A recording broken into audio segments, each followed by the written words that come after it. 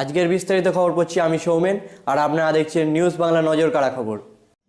নানুর থানার জলন্দি গ্রাম থেকে গতকাল রাতে 1 গ্রাম তাজা বোমা উদ্ধার।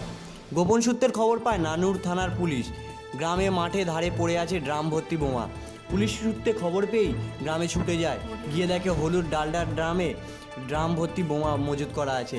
পুলিশ দিয়ে ড্রাম ভর্তি বোমাগুলোকে আগলে রাখা হয়। খবর দেওয়া হয় বোম স্কোয়াড টিমকে। আজ সকালে বোম স্কোয়াড টিম এসে বোমাগুলিকে নিয়ে গিয়ে বোমাগুলিকে নিষ্ক্রিয় করা হয়। গ্রামে আনুমানিক 40 থেকে 50টা তাজা বোমা মজুদ ছিল।